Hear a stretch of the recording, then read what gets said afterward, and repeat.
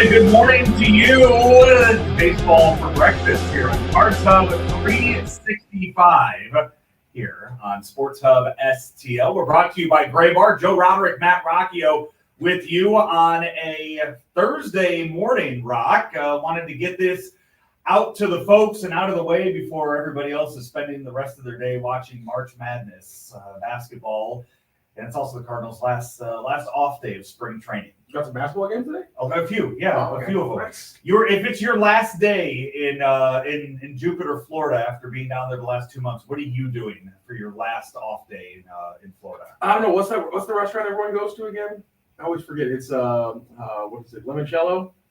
I've never been to that one. Oh, maybe okay. I think I maybe have once. Maybe. I think that's the one that Claves always talks about. I think I've been there with him once. Okay, I had to go through the list of the ones that he's taken me to over the years. I'm just gonna play it smart. I'm just gonna go with Claves somewhere so that I'm not buying my final meal. 100%. That's the play. always is. But that last day of it, still a few roster questions that need to be answered. A split squad game tomorrow, so that's one you're gonna we'll talk about it after the game tomorrow. It's a split squad game tomorrow. You have Sonny Gray at one, you have Michael McGreevy at the other, and just kind of the way those two lineups might be constructed, we are going to read a lot more into that probably than what is meant to be. I just think there is a point in spring where we all agree that the numbers do start to matter a little bit because people stop screwing around with trying a fastball in a situation they would never throw a fastball and start trying to lock things in a different way. And so the fact that Sonny Gray continues to not put up numbers very, very well, and considering a guy like Michael McGreevy continues to show out the way he does, I think the fact that that's the split squad matchup is absolutely perfect for us narrative farmers because that's everything we've been talking about since Monday. I think is the six-man thing dead because Ali hasn't addressed it, and he said we were going to talk about it tomorrow afternoon, and that was Monday, and this is Thursday, and I don't think we heard anything about six-man rotations on Wednesday, so I feel like maybe that kind of just died in the ether, but nonetheless, the idea isn't going to die in Cardinals fans, or the overall idea that young pitchers need to be getting innings over older pitchers who are going to be free agents this next fall. That's not going to die, and I hope Michael McGreevy continues to stoke the flames because it's been fun. Apparently, audio issues this morning. Rock, if you want to jump over to the main mic with that, but yeah, the six man, that was kind of a one time thing that was mentioned as it was just kind of mentioned in passing as Rock works on those microphones quickly. I'll just let you know that our the Cards Hub 365 brought to you by our friends over at Gray Bar. As Gray Bar, your what are you looking for? Rock, you're still suffering supply chain issues and they're disrupting your operations. Have no fear because Gray Bar has you covered and you can rely on their nationwide logistics network to get what you need, where they need, when they need to get there, all within budget. Gray Bar, a trusted and leading North American distributor of electrical, communications, data networking, and industrial products. Gray Bar literally supports products of any industry, construction, hospitals, industrial plants, schooling. It doesn't matter, just one clear mission: to serve as that vital link in the supply chain, adding value for customers and suppliers with innovative solutions and services. Here's what you need to do. Visit graybar.com to start an order today. That's graybar.com and fix those supply chain issues with Graybar, your distributor for electrical and datacom needs. All right, we got it fixed. Rock, great job. As this is it's much rather get the audio issues fixed and ready to go before Brooke and Randy take the stage at 10 o'clock. Luckily, it was okay. We're both sounding good now. Yeah. Luckily, I just had to make sure. It was the same issue we had. It was the same issue we had on day 2 of Sports Hub STL. So my brain went back to February 18th. Yeah. And I locked in, and we got things figured out. We're all good. You and I were talking before the show, and Schaefer and I talked a lot about this yesterday with the questions regarding the season and kind of, we're in that final stretch of which one games. It's the center field question. It's the center field question that is, again, it's the Victor Scott, will they, won't they? And with the way that he has hit in spring and the way Michael Ciani has not performed, it's still, it still amazes me that we are having this debate. Does it though? Because yes, we because know one has outperformed the other in spring. But the problem is, I think the debate has shifted. Well, now there might be something internal with the Cardinals. We've heard a lot of just about the preference for Michael Ciani in a lot of ways, but I think the debate has shifted from Michael Ciani versus Victor Scott straight up to the situations being competitive of Victor Scott as your starting center fielder and the reality of at bats for so many other players, because the problem now is you have 4 spots.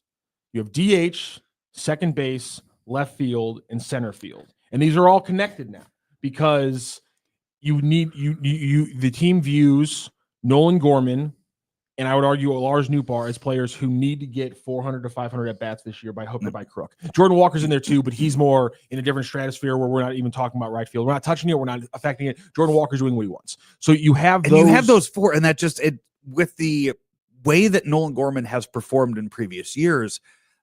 Yes, you would love if Nolan Gorman gets 500 at bats. This is something we're going to have next week. Right now we have the Sports Hub staff with their lineups. Yep. Right now, next week it's going to be, I want your hottest take for the season. Ooh, okay. And I'll just go ahead and tell you mine right now is that Nolan Gorman is going to represent the Cardinals in the home run derby. Okay, well, if that's true, then you of all people then understand that the Cardinals are giving him 500. That means he has 500 at bats. Yes, that means he has 500 at bats. So now the question is what position it comes at, and this is why there's so many tendrils here. I can't explore them all today because then you have to get into the idea of defense and Nolan Gorman at second base. But the bottom line is Gorman's going to get at bats.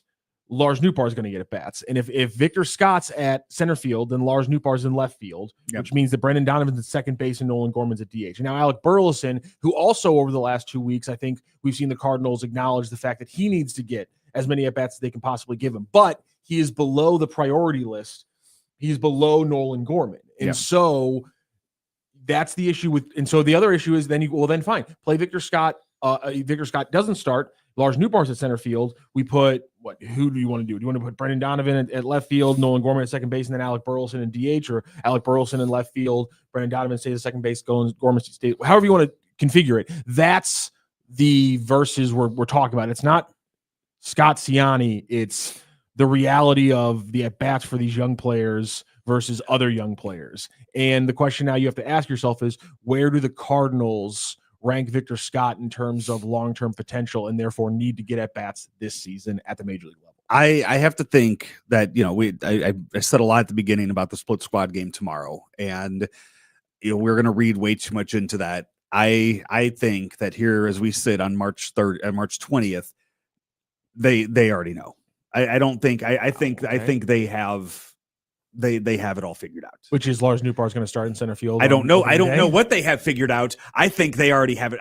I think they have seen enough to where they know what they want it to be.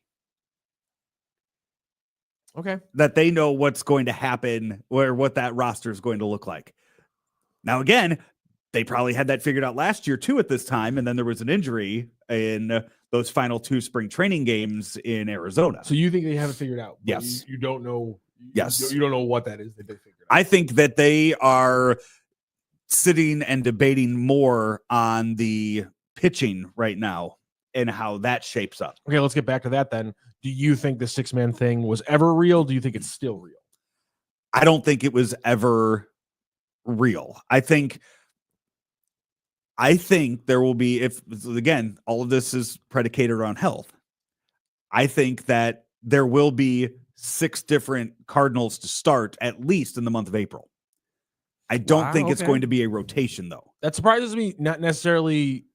It just surprises me because they have so many off days, and so there'll have to be an injury that forces that, right? I don't think so, because we'll see. Hopefully, we see a better Sonny Gray Friday, but I think you'll just have extra days built in. It'll be McGreevy piggybacking a Palante and Libator. Okay. In some roles where he's coming in and finishing it in as a lefty, as a left-handed bullpen pitcher, and in other cases a long reliever. because I think he's such a weapon in the bullpen that you look at him and you say, hey, he can come in here and he can get 2 outs to finish off an inning against lefties. Right? Liberatore, yeah. Okay. Or somebody got in trouble in the third. We need him to go 4, 5, 6. So I think you can expand his role to where McGreevy is also in there as that long reliever, or he's starting in there or he's piggybacking. Yes. This is where you just scared me. The idea of going into the season with some kind of hybrid role for McGreevy would be. But you're saying, hey, you're going to start 2 games, but also your third game is going to be the 4th, 5th, and 6th inning of somebody else. Yeah, or maybe Palante or Michaelis struggle a bit, and we'll get you up in a hurry and pitch. I just feel like long-term potential for McGreevy. This is where I differ when it comes to pitchers and hitters, I guess. Long-term for McGreevy, I actually do believe that like it's better just to have him working as a starter in Memphis than have him playing a hybrid role. And I think it's just you get into a situation then where if there is an injury, and again, you don't have your starters don't have the greatest track record of health. But do you really want it to be a case of Matz leaves the game with an injury? We're going to bring him. Oh, but McGreevy started yesterday. Like it's one of those where something comes up and now it wasn't McGreevy's turn in the rotation and you have to bring up somebody else instead. No, I just say don't screw with it. Don't go with a hybrid player. Go with a full bullpen and just manage it like you would a regular pitching staff. I just think just simplify that, in my opinion, that you just have to simplify that mindset. I just think when you saw it with Thompson, and I know pitchers aren't the same people, different people can take those things differently. I just think when you look at Graceffo's number or McGreevy's numbers over the last couple of years, there's no reason to get fancy with it. Either this is because it's different than being a bench player, I think, as a hitter, when you completely change somebody's role as a pitcher and put him in as a relief pitcher. Don't mess with a pitcher like that. Let him be a starter one way or another. And I think I don't like the 6-man rotation because I think older pitchers hate it, and I think you have a fairly veteran-heavy pitching rotation, and those guys are going to not like it. But if you want to, spread things out a little bit, I like the 6-man rotation better than using him as some kind of hybrid swing. M Gill Design chimes in. McGreevy should be starting wherever that is, preference MLB, but Cards love to put starting prospects in the bullpen for some reason. It's a nice easy way to work you into the into a big league situation. And I think there's probably something to the point where they value major league innings when it comes to actually like building up your stamina versus minor league innings. And I wonder if that's a factor as well. Because Randy Carriger pointed out when we were on the show on Tuesday that McGreevy and Graceffo and those guys have actually stacked some pretty impressive inning numbers when you combine their major league and minor league years, to the point where that's not necessarily the worry you think about them having to add 20, 30 innings. That actually gets them to a pretty meaty number. Around the NL Central, just around the NL Central, because you look at the the rankings are coming out, the power rankings are coming out. I saw one. What was it the other day? There was a ranking that that came up. It was the top 10 pitching staffs in baseball, in all of baseball. How are the Cardinals not on that? Top 10 pitching staffs. 5 of these 6 divisions were represented in this. There was one division AL Central that did not have AL Central had the Kansas City Royals and the Detroit Tigers in there. I have no guesses. I have no other guesses for the division that completely blows this year. 0 teams from the NL Central were in the top 10 of pitching staffs in all of baseball. Yeah, the Athletic just put out their top 100 position players. Yeah. Not great for the NL Central. Not great for your Cardinals. That's again, I'm not going, when I go to a list like that right now of top 100, I'm starting at 100 and then scrolling back into like the 70s to see where that first Cardinal might be. That's about, that would get you, that's where you need to be this morning. Yeah, if you're on the that's the way I would do it now with this team. And then if I to look for either Contreras, Gray, or Wynn first, and then you're not going to be happy if you start from the top and you're looking for Contreras, because you will hit that name and then you're going to be sad. So that's the way I would go about that. I'm just, as the NL Central as a whole, has been just, it really has been a quiet. I mean, you like the Cubs again seem to jump on there right away with the Kyle Tucker, but then you trade away Bellinger and like, okay, what are we doing here? We got young guys, we got rookies in this lineup, and now you're starting 0-2. And we had Jesse Rogers on Tuesday as well, so we were talking about Kyle Tucker, and the discussion we got into was, did the Cubs sign the best position player in the division in free agency? Is that what we just had to like watch happen? Like that, and you were like, well, no, Ellie De La Cruz. Yeah. In the Athletics, they were in the same tier 2 Yep. of MLB players. Ellie De La Cruz and Kyle Tucker were the highest rated NL Central players. It is a little disconcerting, I think, that the Cubs just went out there and got the biggest bat in the division in the offseason. That is a little, if you're a Cardinals fan, I get why that would be annoying. Yeah, Harrison chimes in, Brewers pitching is always way better than expected. It is. And somehow they managed to go out there and fill all those innings with really productive pitchers. Well, Xavier Scruggs. Last year, I mean, last year you lose Woodruff for the whole year and you trade away Corbin Burns, and yet somehow you still win the division. Xavier Scruggs pretty much said on Randy Carricker's show that, they give these guys the chance to go out there and succeed.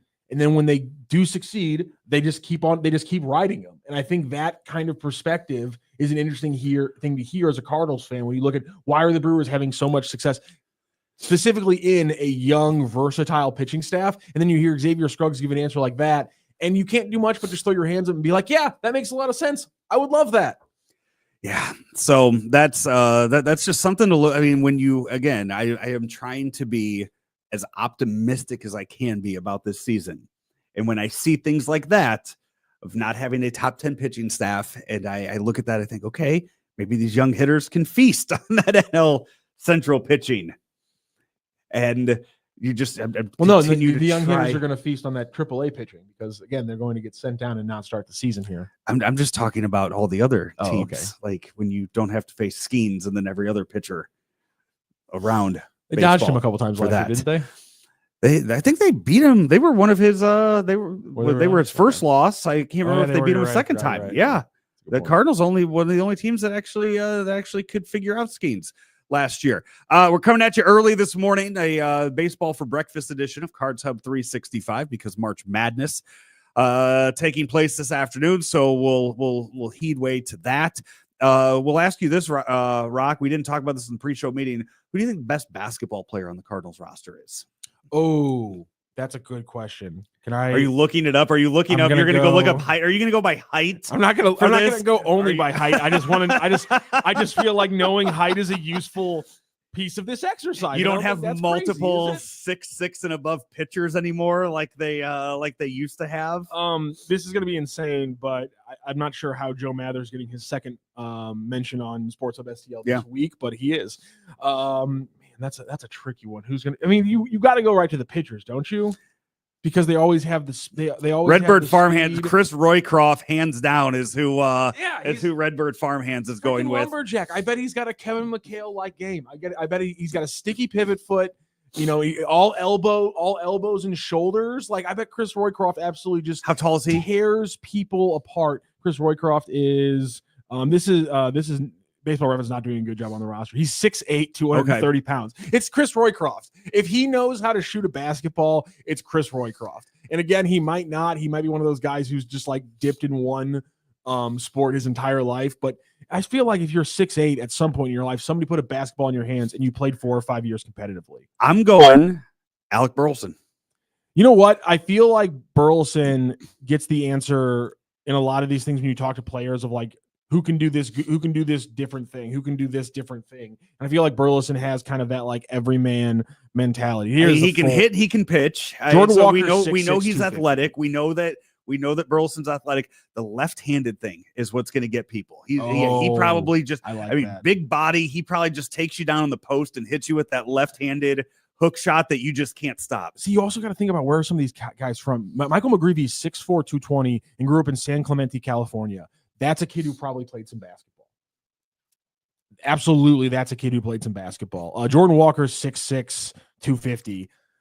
Man, that would be tough. If Jordan if Jordan Walker knows how to snap the wrist, if he knows how to put his hand in the cookie jar Jordan Walker's going to be an absolute Look at that. problem. Roy Croft played D3 basketball. So Holy crap. I think we have our answer then on who that's I going didn't to honestly. be. I was 100% shooting in the dark with the Kevin McHale in comparison. I honestly think that might be scarily accurate.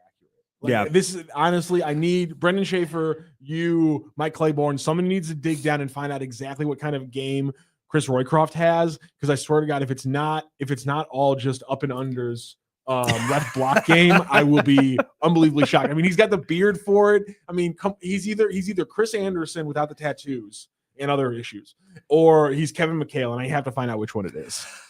We will. We're going to throw this up there. We'll throw that out there to everybody. Let's see how many fans continue know that. to get your opinions on that throughout the day before tip off. But that's going to do it for Cards Hub 365 here on this Thursday. The Randy Carricker Show coming your way at 10 a.m.